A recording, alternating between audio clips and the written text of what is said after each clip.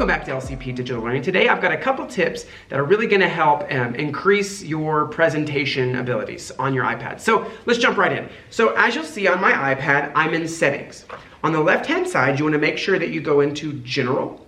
And then when you go into General, I want you to click Accessibility.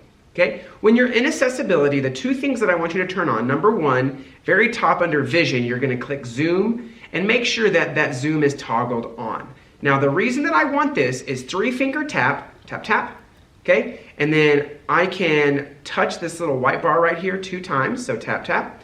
And I can control how much this zooms, okay? So for example, if I'm presenting, I can tap, tap right here, and I can move this focus around so that I can really zoom into something on my iPad, okay? You can also choose how big this lens is, so if you want to have a big zoom when I use this, so now when I tap tap, it really zooms in with a really large thing. Again, back in the white bar, I'm going to touch that 2 times, maybe change that down a little bit. I can also use a filter. So maybe I have kids in my room who have autism or on the spectrum and really need some of those filters on this. I can actually use a low light or a grayscale. Okay, so now I have this, and it's going to actually take away the color. So if some things on my iPad are distracting when I'm presenting in color, this will bring up a grayscale. Okay, and then to leave that, I tap tap, and my zoom goes away.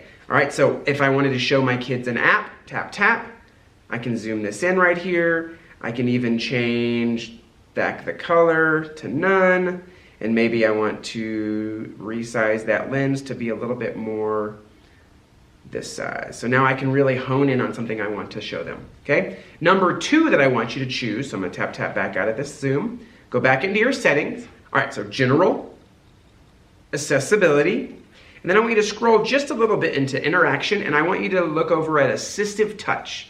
Now, I might have talked about this in previous videos, but I wanted to make sure you remember this one. If I turn on Assistive Touch, I get this little floating button, which is really nice so that I can say, as you can see right here, or click right here. So those 2 tools are going to give me some really easy ways to, when I'm presenting from my iPad, to either quick zoom into something or to have a built-in pointer that I can show whenever I'm presenting on my iPad. Hope those 2 tips were helpful. See you next time. If you found this video helpful, make sure and hit that like button. To make sure you get more videos like this, be sure to click right here to subscribe and to click the bell to make sure you get notifications.